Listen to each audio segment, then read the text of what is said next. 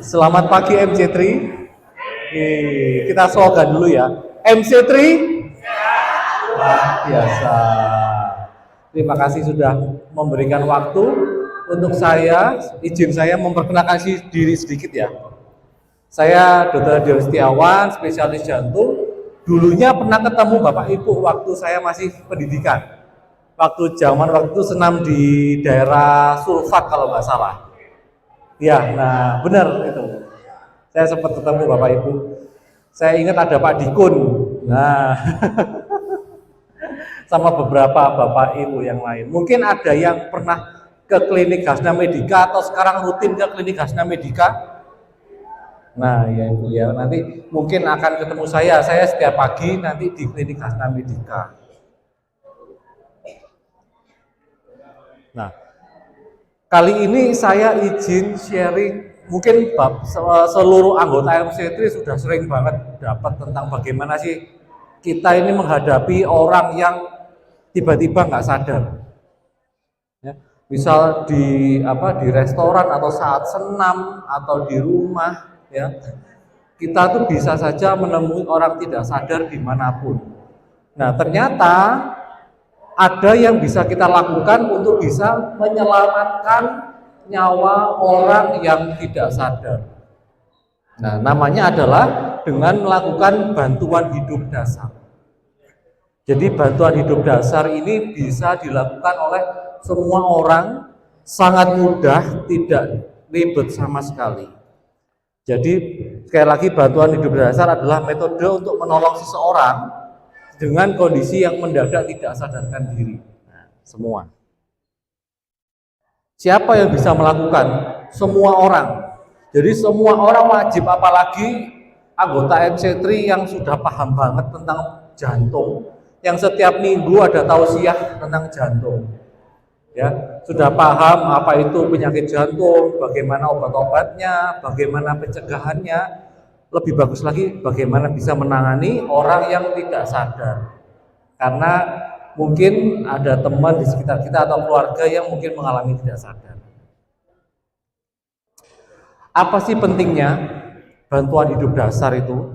Jadi ketika orang itu tidak sadarkan diri, kalau seandainya pasien tersebut memang mengalami henti jantung, maka dalam waktu 4 menit saja itu kerusakan otak sudah terjadi. Jadi hanya dalam waktu yang sangat singkat Bapak Ibu. Jadi otak sudah bisa rusak karena tidak ada darah yang menyuplai oksigen ke otak. Kalau kita biarkan aja dalam waktu 10 menit kematian otak bisa terjadi. Gitu. Jadi semakin cepat korban tidak sadarkan diri diketahui dan segera diberikan bantuan hidup dasar, maka semakin baik prognosis atau kedepannya pasien tersebut. Nah, untuk bantuan hidup dasar ini ada beberapa yang harus dikuasai oleh masyarakat awam, termasuk organisasi MC3 ini. Jadi bagaimana caranya mengenali keadaan pasien yang sedang tidak sadar. Lalu bagaimana melakukan kompresi dada yang baik. Setelah itu di beberapa tempat itu nanti akan ada mungkin di stasiun, di bandara atau tempat-tempat umum lainnya itu kadang tersedia alat AED atau AED ini Automated External Defibrillator. Fungsinya alat ini sangat gampang Pak, sangat mudah. Tinggal dibuka keluar dari kotaknya. Setelah dikeluarkan dari kotaknya, tas itu dibuka, nanti ada 2 tempelan, 2 pads seperti koyo Pak. Tinggal ditempel di dada. Setelah itu alat itu akan bekerja dengan sendirinya, memberi instruksi kapan harus pijat jantung, kapan harus berhenti. Nah, hanya itu saja. Jadi alat ini sudah canggih. Nanti alat ini juga bisa memberikan kejut jantung listrik seperti di film-film yang jut. Nah, itu. Alat ini bisa memberikan kejut listrik kalau seandainya diperlukan. Jadi orang-orang yang kita berikan AED kemungkinan selamatnya pasti lebih tinggi kalau seandainya mengalami irama jantung yang berbahaya. Karena alat ini bisa memberikan kejut listrik. Biasanya ada di bandara, atau stasiun, atau terminal biasanya. Nah, kapan kita melakukan bantuan hidup dasar? Kapan saja saat menemukan orang tidak sadarkan diri. Nah, itu. Kapanpun, dimanapun kita menemukan orang tidak sadarkan diri, kita bisa melakukan bantuan hidup dasar ini. Sampai kapan? Sampai bantuan medis datang. Next. Nah, ini ada beberapa video, mungkin Bapak atau Ibu sering nonton di HP atau di Facebook atau di Instagram. Nah, ini video yang pertama. Ini ada orang tidak sadarkan diri, lalu dilakukan pijat jantung, ya. Tapi mungkin caranya masih tidak tepat. Tapi nyatanya ini terjadi, Pak. Ini terjadi. Sampai ada beberapa video di ruang rapat, orang tidak sadarkan diri ditepuk-tepuk tangannya. Ini. Nah, jadi ternyata banyak orang yang masih belum paham bagaimana melakukan pijat jantung. Gitu.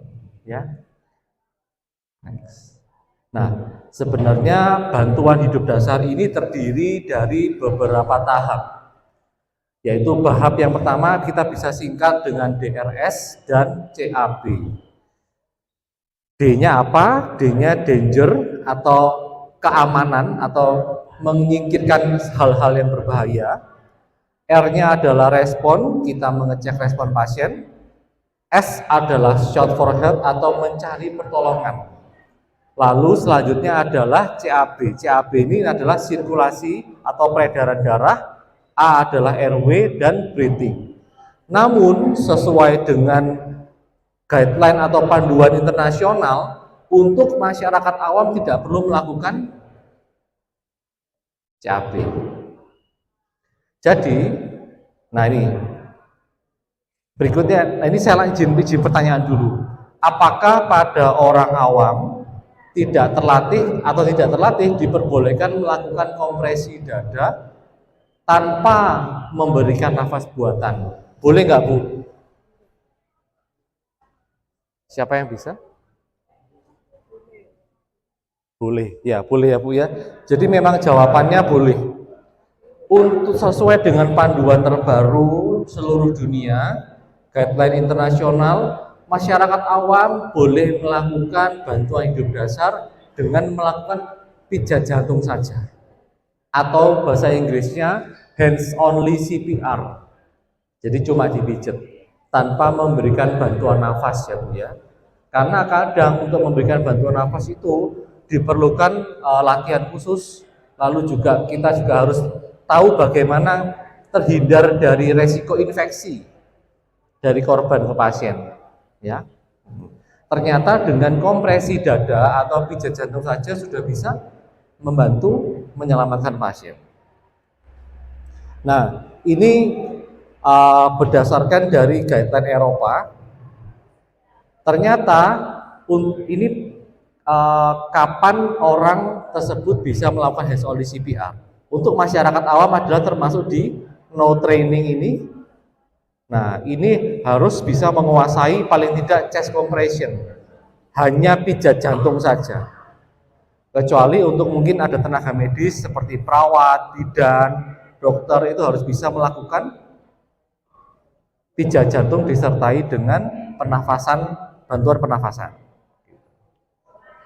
Jadi saya harap hari ini target kita seluruh anggota MC3 bisa melakukan pijat jantung dengan benar, karena itu sudah cukup untuk bisa menyelamatkan nyawa. Ya. Nah, jadi ini jadi singkatannya. Untuk masyarakat awam, kita cukup bisa bagaimana kita menilai kondisi bahaya pada pasien, menilai respon pasien, mencari pertolongan dan langsung melakukan pijat jantung. Tidak usah kita memikirkan bantuan pernafasan. Ini jauh lebih efektif dan lebih mudah bagi orang awam. Nah ini. Sekarang apa itu danger, respond, dan shout for help? Nah, D tadi adalah bagaimana kita menilai danger atau bahaya. Kita harus memastikan keamanan dari penolong, pasien, dan lingkungan. Lalu untuk R menilai respon, bagaimana kita memanggil, menepuk, kita tes dari korban, dan terakhir S adalah shout for help, kita panggil pertolongan. Kita bahas satu-satu Ibu. Yang pertama adalah D, danger. Kita pastikan aman diri penolong, aman pasien, dan juga aman lingkungan. Nomor satu, aman diri itu apa? Kita pastikan diri kita dalam kondisi sehat dan tidak cedera.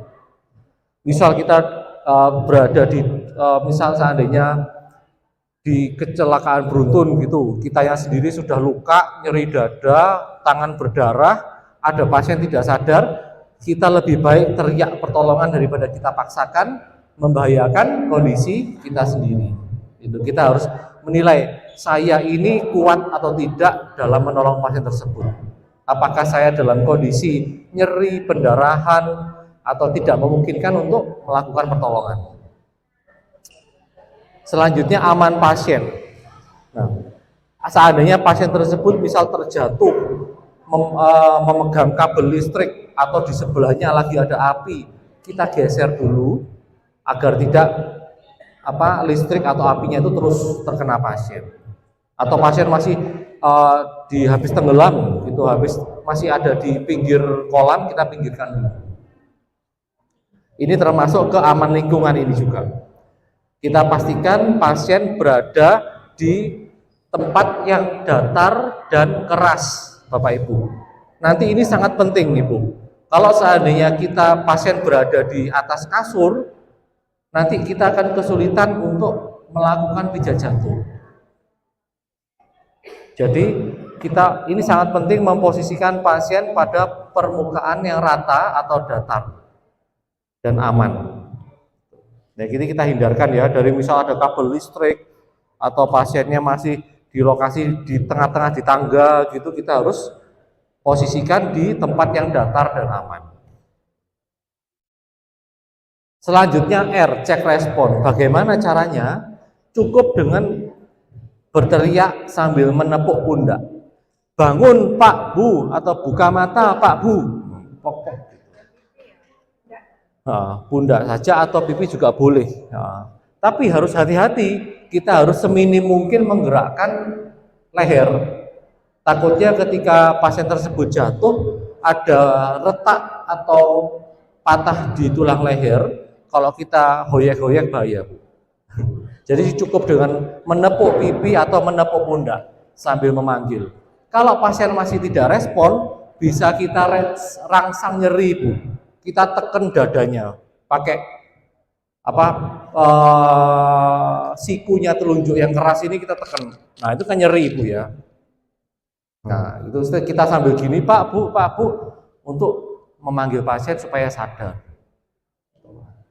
Kalau seandainya tidak sadar, maka harus pertama bukan langsung pijat jantung, bukan yang lain-lain, tapi pertama harus panggil bantuan dulu. Panggil bantuan bisa dengan teriak, tolong ada yang tidak sadar. Tujuannya apa? Agar bisa ada yang menelpon petugas medis. Ya. Nomor satu, petugas medis harus dikabari dulu supaya petugas medis segera datang. Itu bisa dengan memanggil orang, tolong telepon ambulans. Bisa minta tolong atau seandainya tidak ada orang, kita bisa telepon. Kalau kita punya nomor HP-nya ambulans, kita bisa telepon. Itu. Baru nanti kita bisa melakukan pertolongan. Karena kalau seandainya kita melakukan pertolongan, nggak ada petugas medis datang, ya kita nanti pertolongannya jadi sia-sia. Nah, tadi kalau seandainya pasien itu kita coba panggil nggak respon, kita rasa nyeri nggak respon. Tapi kalau pasien tersebut tiba-tiba sadar, Langsung kita posisikan posisi mantap. Posisi mantap ini pasien dimiringkan ke kiri sambil tangan kanan ini menyangga pipi. Lalu kaki yang kanan ditekuk ke atas. Seperti gambar ini. Tujuannya posisi ini adalah mencegah lidah menutup tenggorokan supaya nafasnya tetap baik dan juga mengurangi beban jantung untuk menyuplai darah karena kakinya kita tekuk, jadi jantung lebih santai untuk memompa darah ke seluruh tubuh. Posisi ini wajib dilakukan pada pasien yang sudah mengalami tidak sadar. Namanya posisi mantap. Ya Bu ya. Miring ke kiri sambil tangannya menyangga pipi. Kakinya ditekuk. Miringnya ke kiri ya Bu ya. Nah, sekarang kita masuk. Kita sudah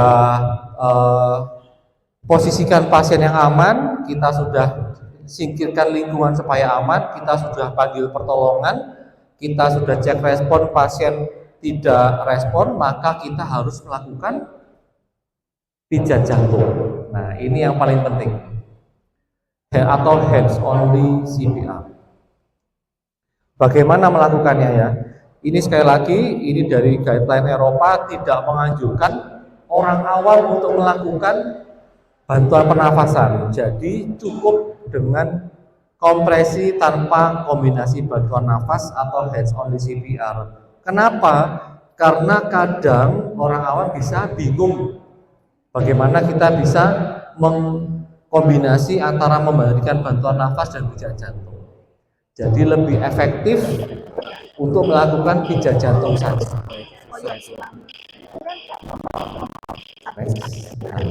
Ini bagaimana cara melakukan kompresi dada. Ini adalah posisi tangan.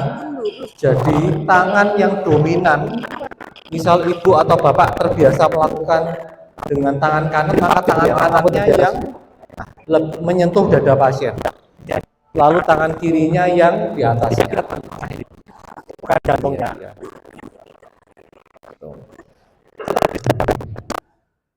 Next, bagaimana posisi tubuhnya?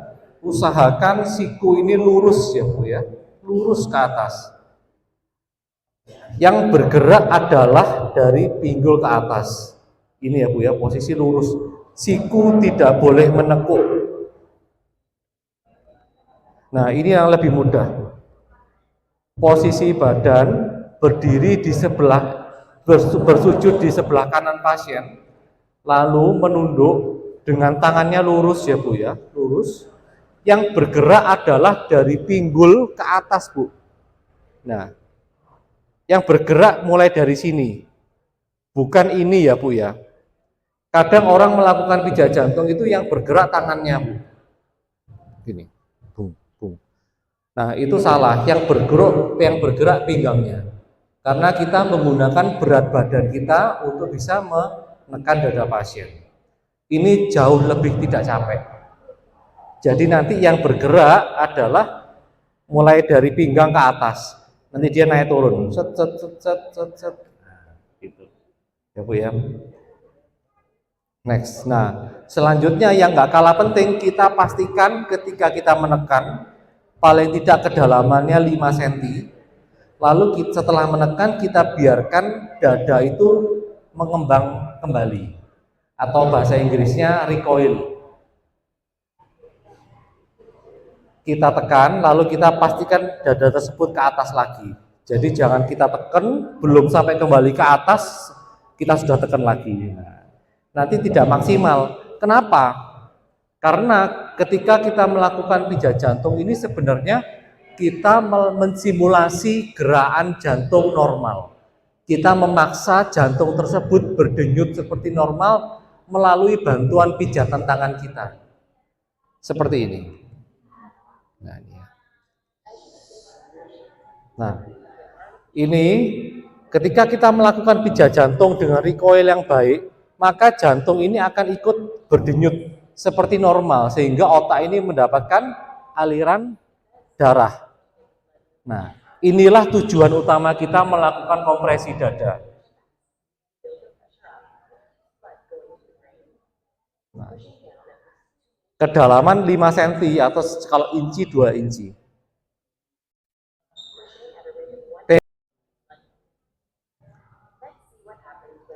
Kalau seandainya dilepas tangannya, nah darahnya cuma sampai sini Bu, nggak sampai ke otak, karena jantungnya berhenti. Inilah bahayanya, dalam waktu 4 menit otak ini mati. Ketika pijat jantung diberikan, tapi nggak maksimal, nah otaknya, darahnya pun cuma sampai sini tok Bu. Nah, atau kalau terlalu lambat, darahnya nggak sampai ke otak. Kalau terlalu cepat juga cuma sampai sini.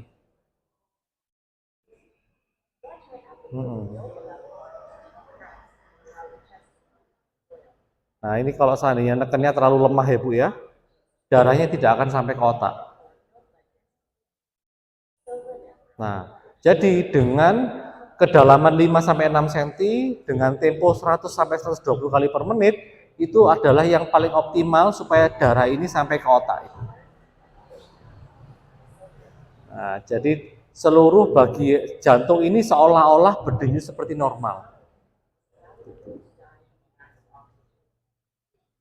Nah, gitu ya.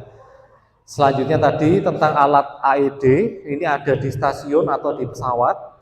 Ini tinggal ditempel saja ke pasien, langsung otomatis alat ini akan menyala, memberi perintah kapan melakukan pijat jantung, kapan harus berhenti. Nah ini kalau seandainya ada alat seperti itu tinggal dipasang saja, nggak usah menyalakan apa-apa, langsung tempel, alat akan langsung nanti menyala, lalu langsung memberikan instruksi untuk kapan melakukan pijat jantung. Ini tadi kalau seandainya pasien, kapan kita berhenti ketika pasien sudah bernafas, kita lakukan posisi mantap. Kapan lagi kita bisa menghentikan pijat jantung? Apakah sampai 1 jam? Gitu. Tidak ya Bu ya. Jadi, nah ini, kapan pijat jantung dihentikan? Kapan kita bisa berhenti melakukan pijat jantung? Nomor 1, kalau seandainya pasien bernafas, berarti RJP atau resusitasi jantung paru kita berhasil. Kedua, penolong sudah melakukan bantuan secara optimal tapi sudah capek. Jadi untuk penolong sudah capek, sudah nggak kuat, itu berhenti juga boleh. Ketiga, kalau seandainya tenaga medis sudah datang, itu bisa dihentikan.